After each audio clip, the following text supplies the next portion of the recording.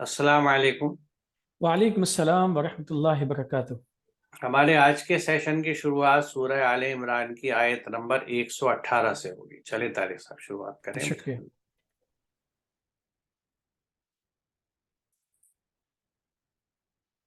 اعوذ باللہ من الشیطان الرجیم، بسم اللہ الرحمن الرحیم۔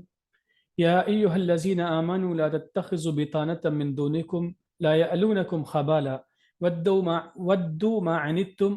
قد بدت البغضاء من افواہہم وما تخفی صدورہم اکبر قد بینا لکم الآیات ان کنتم تعقلون۔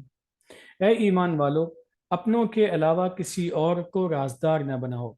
وہ تمہاری تقریب میں کوئی کمی نہیں کرتے، ان کی چاہت ہے کہ تم تکلیف پاؤ، ان کی باتوں سے بغض ظاہر ہو گیا اور جو ان کے سینوں میں ہے اس سے زیادہ بڑھ کر ہے۔ ہم نے یقیناً تمہارے لیے آیات کھول کر بیان کر دی، بس اگر تم سمجھ جاؤ۔ یہاں اس آیت میں زندگی کے تعلق سے ایک خاص پہلو پر روشنی ڈالی گئی ہے، ایک بات سمجھائی گئی ہے کہ ایمان کا جو نظام ہے، اہل ایمان کا جو نظام ہے، جب نظام اسٹیبلش ہو جاتا ہے تو اس نظام کی مخالفت اگر کہیں ظاہر ہوتی ہے کسی کے الفاظ سے، کسی کی گفتگو سے، تو وہاں پہ تھوڑا سا احتیاطی اقدامات کی ضرورت ہوتی ہے۔ نظام کے تعلق سے جتنے اسرار ہیں، رموز ہیں، کنایات ہیں اور جو سیکرٹس آپ کہہ سکتے ہیں مختصراً، ان کو بلا وجہ کسی سے شیئر کرنے میں احتیاط کی ضرورت ہے۔ یعنی قرب اتنا زیادہ نہ ہو کہ وہ مضرت کا سبب بن جائے، اور ایسا نہ ہو کہ انسان بلا وجہ اپنے اس نظام کو تکلیف پہنچانے کا ذریعہ خود سے بن جائے۔ اس میں کئی مرتبہ انسان حالات سے واقف نہیں ہوتا ہے، حالات کو سمجھ نہیں پاتا ہے، چیزوں کو نہیں سمجھ پاتا ہے۔ اچھا دیکھیے، انسان کے مزاج کا جو مزاجی ساخت ہے اس کا بھی تقاضا ہے کہ جب انسان کسی چیز سے جیت نہیں پاتا ہے تو اس کو وہ کسی طریقے سے تکلیف پہنچانے یا کمزور کرنے کی کوشش کرتا ہے۔ تو اگر کوئی بھی ایسا عمل ہے جس سے کہ ہمارا ایمان کمزور ہو سکتا ہے، ایمانی جو نظام ہمارا ہے وہ اس سے نقصان میں آ سکتا ہے، تو بہرحال ہمیں اپنے آپ کو ان تمام حالتوں سے محفوظ رکھنے کے لیے ہر وہ قدم اٹھانا چاہیے جس میں احتیاط کا پہلو غالب رہے۔ اور ظاہر سی بات ہے، یہ بھی بڑی اہم چیز ہے کہ بہت ساری چیزیں ہیں جو زبان سے ظاہر ہوتی ہیں اور کچھ چیزیں وہ بھی ہوتی ہیں زبان سے ظاہر نہیں ہوتی ہیں، لیکن کبھی کبھی اس کا انڈیکیشن مل جاتا ہے، لیکن جو اندرون قلب جو چیزیں ہیں وہ اس سے زیادہ سخت اور تکلیف دہ ہوتی ہیں۔ تو اس میں اللہ تعالیٰ فرماتا ہے کہ ہم نے تمہارے لیے آیات کو بیان کر دیا ہے، یعنی تمہاری رہنمائی، تمہاری ہدایت اور اپنے ایمان کو بچا کر لے جانے کا جو طریقہ ہے اس کی وضاحت کر دی ہے۔ اب ذمہ داری یہ ہے کہ تم عقل کا استعمال کرو اور اس کے مطابق تم عملی زندگی اختیار کرو۔ جی، اس میں دیکھیے یہ جو من دونی کم لفظ ہے،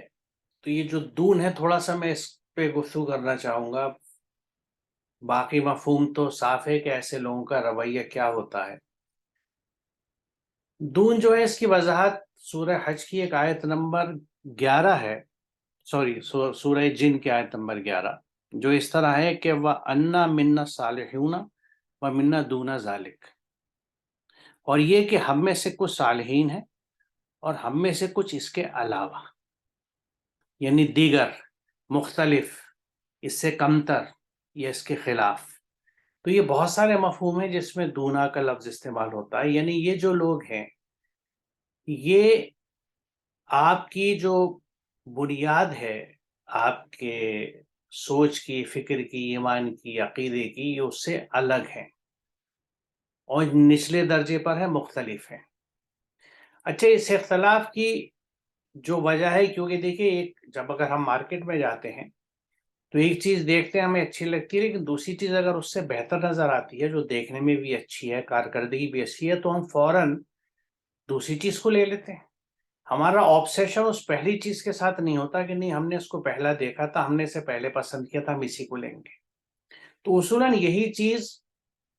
نظریات کے تعلق سے بھی ہونی چاہیے، عقیدے کے تعلق سے بھی ہونی چاہیے کہ ہمارا عقیدہ کچھ ہے، لیکن اگر ایک بہتر چیز ہمیں نظر آ رہی ہے تو ہم اس کو لیں، اس کو ایڈاپٹ کریں، اس کو لے لیں۔ لیکن یہ رویہ وہی ہوتا ہے ان لوگوں کے ہاں ہمیں ملتا ہے جو دلیل کی بنیاد پہ بات کرتے ہیں، لیکن جہاں سوچ اور فکر پوری، یعنی شخصیتیں جو ہیں وہ انا پہ بیسڈ ہوں، کہ بھئی جو ہماری چیز ہے وہ بہتر ہے. تو ایسے میں جو دوسرے ہوتے ہیں، اب یہاں ہم دون کے حساب سے دوسری بات کر رہے ہیں، تو ان سے نہ صرف یہ کہ ہمیں ایون انسانی ہمدردی نہیں ہوتی، بلکہ ایک طرح کا بغض اور جلن ہوتی ہے.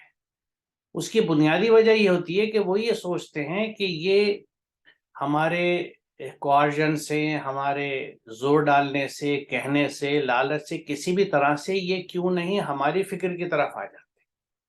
یہ اپنی فکر پہ کیوں ڈٹے ہوئے ہیں. تو یہ چیز جو ہے ان کے لیے ایک یعنی ایک طرح سے نفسیاتی اور ذہنی ایسی تکلیفیں ان کے یہاں پیدا کرتی ہے کہ جس کے ری ایکشن میں ان کی روش وہ ہو جاتی ہے جو یہاں بتائی جاتی ہے، کہ وہ چاہتے ہیں کہ آپ کو تکلیف پہنچے. اور آگے کچھ آیتوں میں یا اگلی 2 آیتوں میں بھی ان کا ذکر ہوگا ان کا. اور یہ جتنا منہ سے بیان کرتے ہیں اس سے زیادہ ان کے دلوں میں. تو یعنی یہ ان لوگوں کی بات ہے جو بالکل آپ کے طور طریقے، سوچ اور ایمان، فکر، آئیڈیالوجی سے بالکل الگ والے ہیں. تو اس سے اب یہ سمجھ سکتے ہیں کہ ایک دیکھیے عام کہاوت ہے کہ کند ہم جنس با ہم جنس پرواز، کبوتر با کبوتر باز با باز. کہ جو ایک سے لوگ ہیں، جو ہم خیال لوگ ہیں، وہ ہمیشہ ساتھ رہتے ہیں. ایک جنس کے ایک سے لوگ باہم ایک سے پرواز کرتے ہیں، ایک ساتھ پرواز کرتے ہیں. باز بازوں کے ساتھ آتے ہیں اور کبوتر کبوتروں کے ساتھ رہتے ہیں، جس کو انگلش میں یوں کہا جاتا ہے کہ birds of a feather flock together.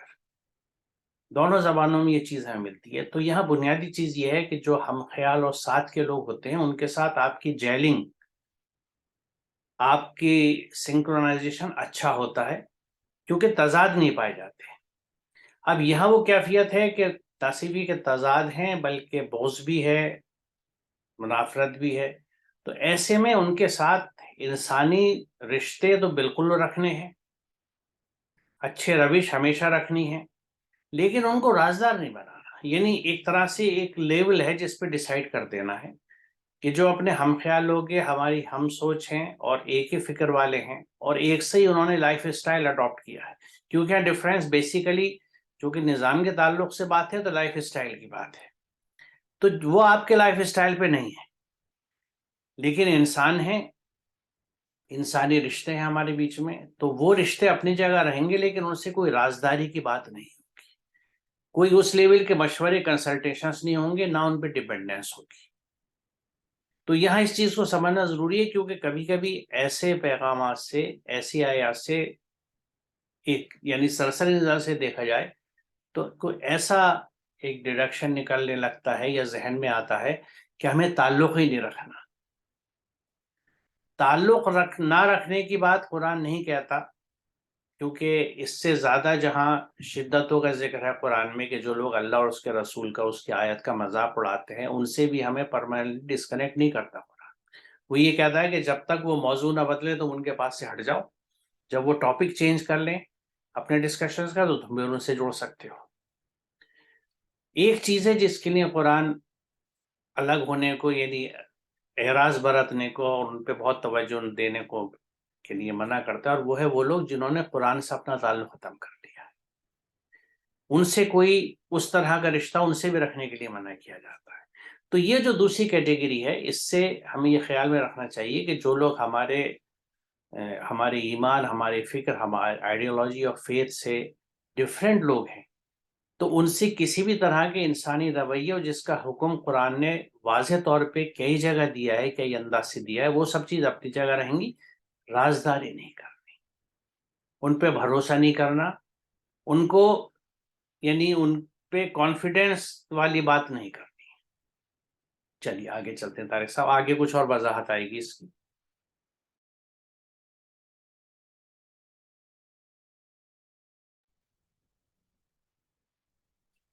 ها أنتم أولئك تحبونهم ولا يحبونكم وتؤمنون بالكتاب كله وإذا لقوكم قالوا آمنا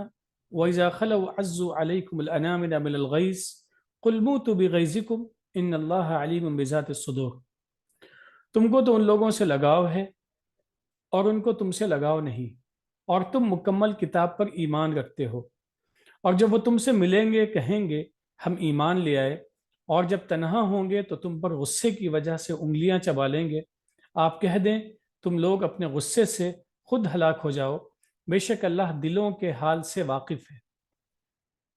ابھی جیسا کہ آپ نے ابتدا میں وضاحت کی کہ انسان جس طریقے کی سوچ اور جس انداز میں پلتا بڑھتا، جس طرح سے وہ اس نے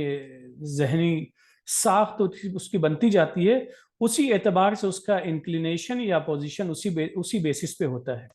اب یہاں پہ ظاہر سی بات ہے، کچھ لوگ ایسے ہیں جن کو ایسا لگتا ہے کہ جو نئے خیالات ہیں، نیا جو آئیڈیا ان کے سامنے جو چیزیں رکھی جا رہی ہیں وہ بالکل ان کے آئیڈیاز کو ڈیمولش کرنے والی ہیں، تو اس کے سلسلے میں ان بہت ہی غیظ و غضب ہوتا ہے، بہت غصہ ہوتا ہے، اور کبھی کبھی مجبوراً وہ غصے کا اظہار سامنے نہیں کر پاتے ہیں، لیکن پیٹھ پیچھے غصے کا اظہار بڑی تکلیف کے ساتھ میں کرتے ہیں۔ تو ان لوگوں کے تعلق سے بعض لوگ بڑی محبت کا اظہار بھی کرتے ہیں، اور حالانکہ وہ بڑی محبت کا اظہار نہیں کرتے ہیں۔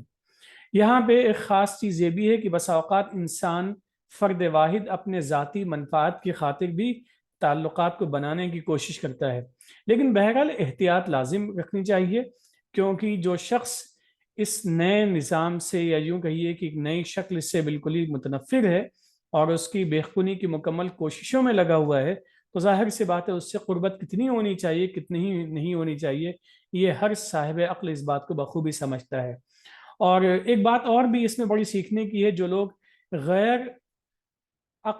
بغیر کسی ریزن کے، بغیر بے بنیاد نفرتوں کا شکار ہو جاتے ہیں، وہ خود اپنے نفرتوں کی وجہ سے ہلاکت کا شکار ہو جاتے ہیں، نفسیاتی امراض کا شکار ہو جاتے ہیں۔ اسی بات کی طرف اس میں اشارہ ہے، قُلْ مُوتُوا بِغَیظِکُم، جو تمہارا غصہ ہے، جو بے بنیاد غصہ تمہارے اندر ہے، تم خود اس غصے میں تباہ ہو جاؤ گے۔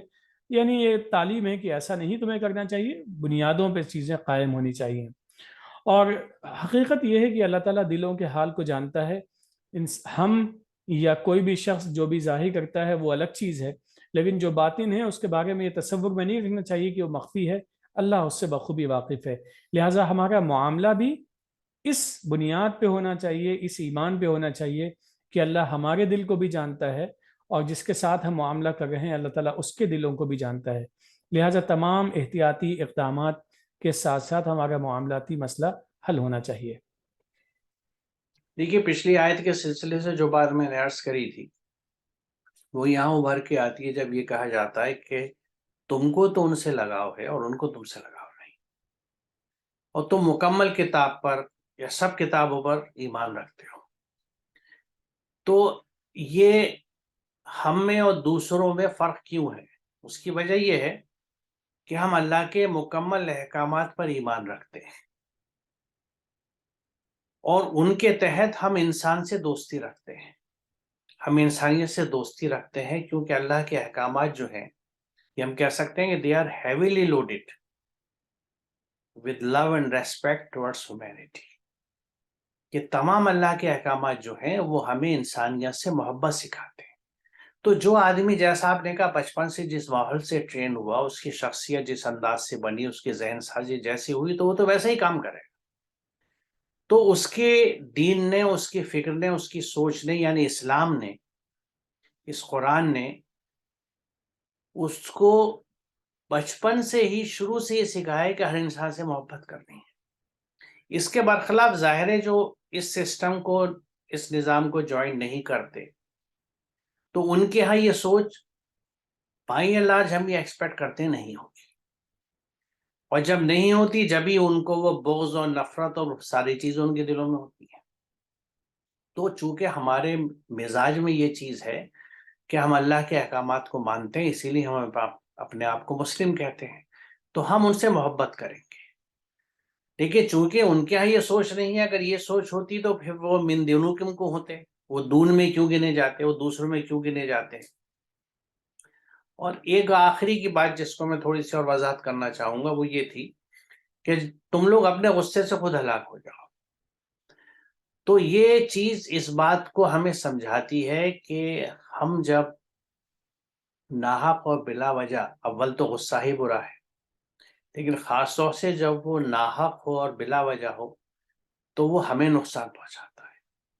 آپ نے جس نفسیات کا ذکر کیا، جس سوچ و ذہن کی بات ہے، وہ ہمیشہ، جبکہ کہتے ہیں نا کہ غصے میں عقل معاف ہو جاتی ہے، عقل بیکار ہو جاتی ہے، یعنی انسان کی ریزننگ ختم ہو جاتی ہے، وہ اس جوش میں، اس کیفیت میں دلیل کی، ریزن کی، عقل کی، حکمت کی بات کرنے سے قاصر ہو جاتا ہے۔ یہ چیزیں یہ سب وہ چیزیں ہیں جو سکون کے ماحول میں پنپتی ہیں، اور وہ سکون جو ہے وہ جب انسان کے جسم میں، اس کے اندرون میں ہوگا، اس کی شخصیت میں ہوگا، تو یہ چیزیں پنپیں گی۔ اگر اس کے ہاں مستقل اندر انتشار ہے، فرسٹریشن ہے، غصہ ہے، تو اس کے یہاں ان چیزوں کی جگہ خود ہی نہیں ہوگی۔ لیکن اس سے وہ پھر وہی بات ہے کہ جب بھی انسان کوئی برے کام کرتا ہے، اللہ کے احکامات کے خلاف کرتا ہے، تو وہ کسی کا نقصان نہیں کرتا، اپنا ہی کرتا ہے۔ تو یہی کیفیت یہاں بتائی گئی ہے کہ تم اپنے آپ کو ہلا کر لو کہ اس غصے سے کسی کو نقصان نہیں ہوگا۔ یعنی اب بھی تم عقل پکڑو، اور یہ چیزیں، یعنی ہم لوگوں کے لیے تو یہ بات کہی کہ پچھلی آیت میں کہ جو ان کے سینوں میں ہے وہ اس سے بھی زیادہ برا ہے۔ ہم تو صرف وہ منہ سے جو کہتے ہیں یا جو ان کی باڈی لینگویج بتا دیتی ہے، جو اظہار ہو جاتا ہے، اس سے سمجھتے ہیں، اور وہ اندر کا حال جو ہے اس آیت میں اللہ وضاحت کرتا ہے کہ اللہ کے دلوں کے حال سے واقف ہے۔ اسے معلوم ہے کہ ہم ہوں یا وہ ہوں، کوئی بھی ہو، ایکس وائی زیڈ، وہ کیا سوچ رکھتا ہے، اس کے دل دماغ میں کیا پلاننگ چل رہی ہے، کیا سوچ ہے اس کی، اللہ واقف ہے اس سے۔ تو ہم اس بات سے کو خیال رکھنا چاہیے، اس بات کو ذہن میں رکھنا چاہیے کہ اللہ تعالیٰ تو دلوں کے حال جانتا ہے، ہمارے ذہن میں کیا چل رہا ہے، ہم کیا سوچ رہے ہیں، اللہ تعالیٰ ہر چیز سے واقف ہے۔ چلیں طارق صاحب آگے چلتے ہیں۔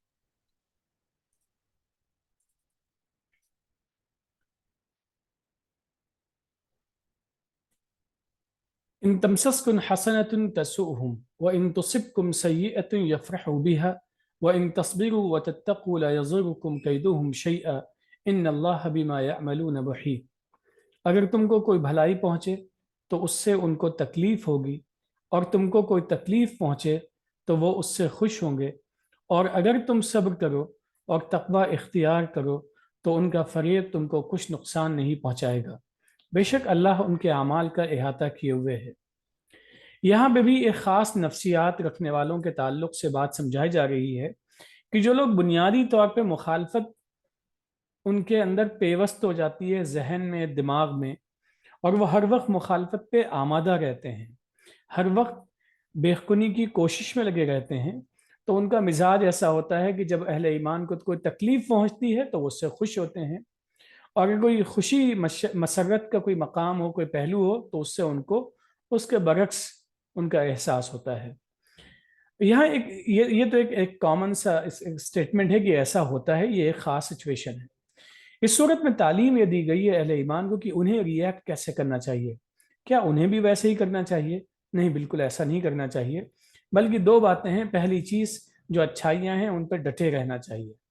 دوسری چیز، پروٹیکشن کے جتنے بھی طریقے اختیار کیے جا سکتے ہیں اپنی حفاظت کے اور اپنے آپ کو اس تکلیف سے بچانے کے لیے، وہ اختیار کرنے چاہیے۔ ان میں سے سردر جیسا کہ ابھی بات آئی، ایک طریقہ یہ ہو سکتا ہے کہ اعراض کیا جائے، اوائڈ کیا جائے، اس محفل سے اپنے آپ کو دور رکھا جائے، اور دوسری کسی بھی قسم کی تکلیف کا جو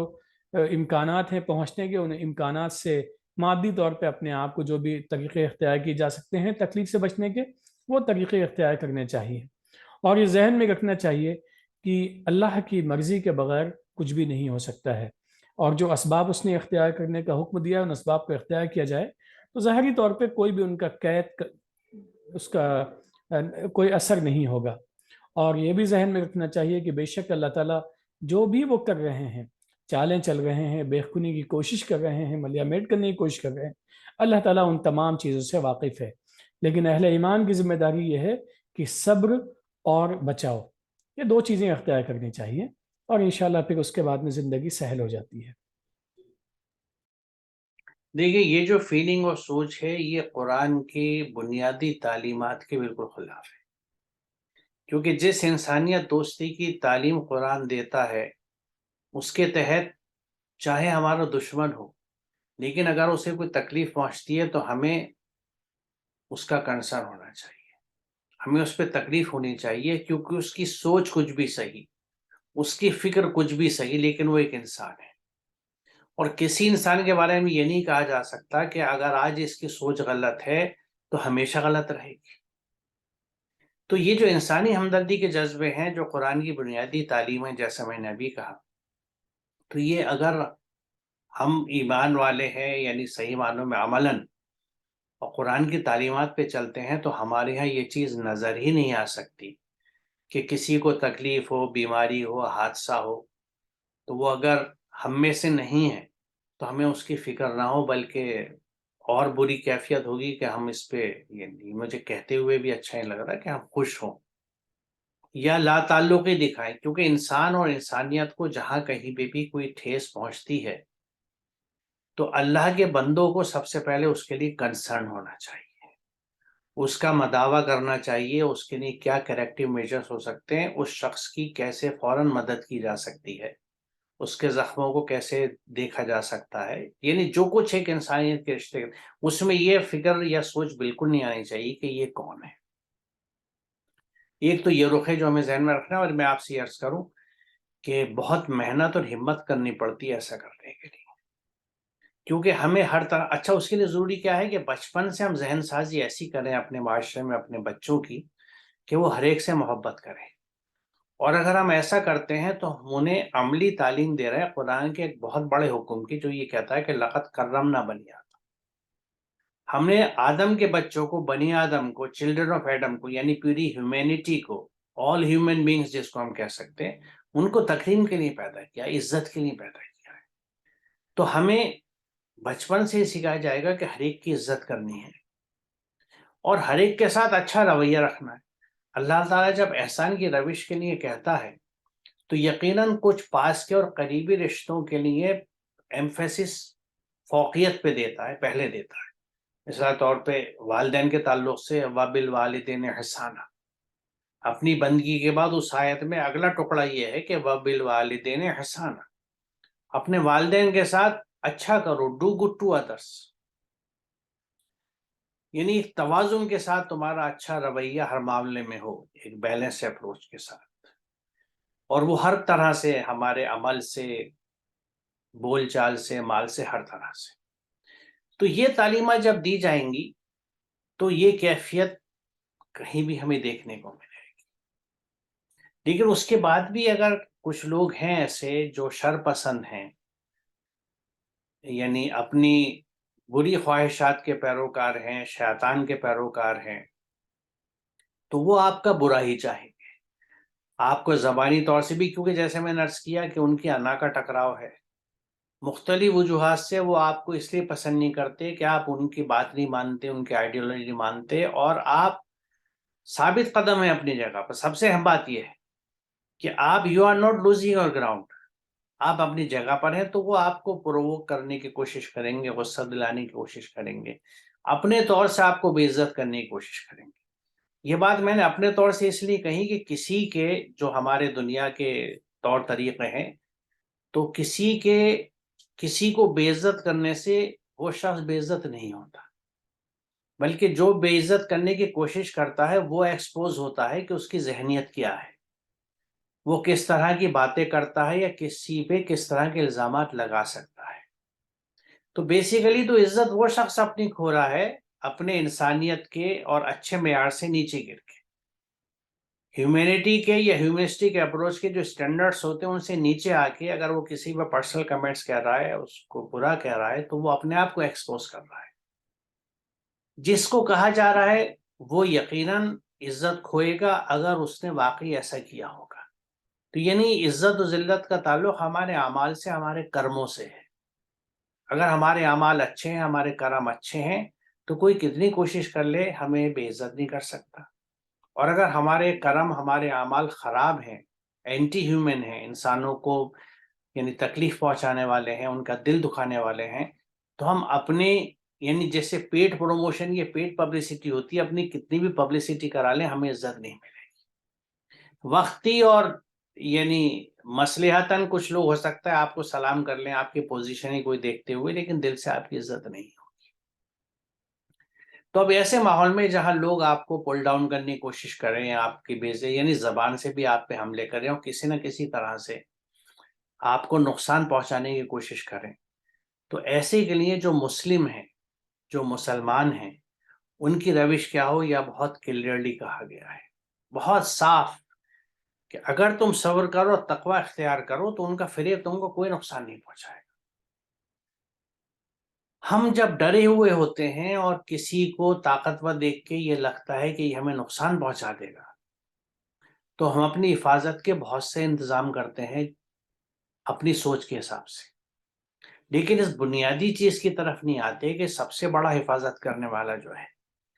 اگر ہم اس کے قانون پہ عمل کریں گے تو اس سے بہتر حفاظت کوئی نہیں کر سکتا۔ یہ کنجی یہاں پر ہے کہ تمام ہاسٹیلیٹیز میں، تمام پرووکیشنز میں، ایسی تمام باتوں سے جس سے آپ بالکل اپنی ٹالرنس، اپنا ضبط کھونے کے بالکل درجے پہ آ جائیں، وہاں کیا کہا جاتا ہے کہ صبر کرو، یعنی بی پیشنٹ، اور جس اچھے راستے کو تم نے چنا ہے یعنی اللہ کے احکامات پہ عمل کرنا، اس پہ ڈٹے رہو۔ پرزیویئرنس چاہیے کہ جو اچھے کام کر رہے ہو، اور ان میں سے ایک اچھا کام یہ بھی ہوگا کہ جو تمہارے ساتھ برائی کر رہے ہیں تمہیں ان کے ساتھ اچھا کرنا ہے، کیونکہ یہ قرآن کی آیت ہے کہ جو تمہارے ساتھ برا کرے تمہیں ان کے ساتھ اچھا کرنا ہے۔ یعنی مسلم جو ہے، ایک مسلمان جو ہے، وہ کبھی ریئیکشن ہی نہیں ہوگا، وہ ریئیکٹ نہیں کرے گا، وہ برائی کے جواب برائی سے نہیں دے گا اگر مسلم ہے۔ اب اس میں اگر مگر نہیں لگائی جاتی، آج کل بہت لوگ اگر مگر لگاتے ہیں میرے سے پرائیویٹ ڈسکشنز میں میسیجز کے تھرو، کہ یعنی ایک طرح سے جو ایسا سوچتا ہے وہ قرآنی تعلیمات پہ ڈاؤٹ رکھتا ہے، یعنی گویا وہ یہ نہیں مانتا کہ ہر دور کی یہ کتاب ہے، تو آج کے زمانے میں آپ جیسا بھی ماحول جو چیز دیکھیں، آپ کو یہ شک ہے کہ یہ قرآن جو ہے یہ اس کا سولوشن نعوذ باللہ نہیں دیتا۔ اگر آپ یقین رکھتے ہیں تو اس پہ عمل کیجئے and then see the result، کیونکہ جس آیت میں اللہ یہ کہتا ہے کہ جو تمہارے ساتھ برا کرتے ہیں تم اس کے ساتھ اچھا کرو، اور اس کے بعد دو چیزیں بڑی اہم بتائی گئی ہیں۔ پہلی چیز تو اس کا نتیجہ بتایا گیا ہے کہ تم اگر ایسے کرو گے تو تم دیکھو گے کہ جو تمہارا بدترین دشمن تھا وہ تمہارا بہترین دوست بن گیا۔ کیوں؟ آپ کے اچھے عمل کی وجہ سے، کیونکہ وہی دیکھے گا میں نے اس کے ساتھ برا عمل کیا لیکن اس نے پلٹ کے ریئیکٹ نہیں کیا، بلکہ میری اسی طرح عزت کرتا رہا، میرے وقت پہ حاضر رہا، میری خدمت بھی کری، مجھے اٹینڈ بھی کیا، ہر طرح سے زبان سے، عمل سے، اور ممکن ہوا تو مال سے میرے لیے اس نے اچھا ہی کیا ہے۔ تو وہ پھر پلٹتا ہے کہ نہیں، پرہیز میں کہیں غلط تھا، اور آخر میں کہا گیا کہ یہ صفت نہیں ملتی مگر ان لوگوں کو جو صبر کرنے والے ہیں۔ اسی صبر کا یہاں ذکر ہے کہ استقامت بھی ہو، آپ ڈٹے رہے اپنے اچھے راستے پر، کوئی برائی کر رہا ہے کرنے دو، ہم اچھا کریں گے، اور برداشت بھی رکھیے، ٹالرنس، اور اس سے اگلی بات کہ تقوی اختیار کرو۔ اچھا، تقوی اختیار نہیں کریں گے تو یہ صبر ہمارے زندگی کا حصہ ہی نہیں ہوگا، صبر پہ ہم کاربندی نہیں ہوں گے، کیونکہ صبر بھی تقوی کا حصہ ہے، کیونکہ تقوی ہے اللہ کے احکامات پہ عمل کرنا، جو کہا گیا ہے وہ کرنا، جس سے منع کیا جائے وہ نہ کرنا، یعنی جو قرآنی ٹیچنگز ہیں، جو قرآن کے احکامات ہیں جن کو ہمیں سمجھ کے عمل کرنا چاہیے، وہی تقوی ہے۔ تو یعنی متقی مسلم ہے، مسلم متقی ہے۔ مسلم وہ ہے جو اللہ کے احکامات کے آگے اپنے ہستی کو سبمٹ کر چکا ہو، یعنی اس کے ایکشنز میں صرف اللہ کے احکامات کی جھلک نظر آئے۔ All his deeds should be the reflections of divine guidance and divine order۔ اپنے طور سے وہ کچھ نہ کرے، بھلے اس کا دل کچھ بھی چاہے، آپ جیسے کوئی آپ کے ساتھ برائی کرتا ہے تو دل یہ چاہتا ہے کہ اس سے زیادہ کم از کم اس کا منہ بند کر دو۔ یہ جو غصہ اٹھ رہا ہے اس کو ہمیں دبانا ہے، کیونکہ اللہ نے منع کیا ہے۔ بارہا کہا گیا ہے کہ معاف کرنے والوں کے درجے ہیں، غصہ پی لینا چاہیے۔ تضاد اور جھگڑے کی کیفیت میں کہا گیا ہے کہ تم اپنے اختلافات کو اللہ پہ چھوڑ دو، یعنی قرآن بالکل منع کرتا ہے ایون آپ کو آرگومنٹس کرنے کے لیے، ایون اب جب آپ اللہ کے کلام کو، نیکی کو، اچھی بات کو لوگوں تک لے کے جا رہے ہیں تو وہاں بھی ان سے آرگیو مت کیجیے، انہیں صرف بتا دیجیے اچھے انداز سے کہ لوگ this is what it is and leave it to them. اللہ تعالیٰ یہ کہتا ہے کہ تمہیں اس کا حساب نہیں دینا کہ کس نے اچھائی اپنائی کس نے نہیں اپنائی، تمہارا کام صرف اچھے ڈھنگ سے، حکمت سے اچھائی کو پہنچا دینا ہے۔ تو جس قرآن کا یہ فلسفہ ہو، اس پہ عمل کرنے والے اگر جذبات سے کنٹرول ہو، تو پھر ظاہر ہے پھر یہ بات ایک دفعہ پھر سے بتاتی ہے کہ ہمارا قرآن سے تعلق کمزور ہے،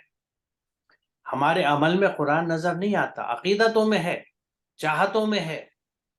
لیکن عمل میں نظر نہیں آتا۔ تو یہ آیتیں بہت کلیئرلی ان سچویشن، اور دیکھیے یہی حکمت ہے قرآن کی کہ وہ واقعات اور مثالوں کی مدد سے ہمیں صحیح راستہ بتاتا ہے۔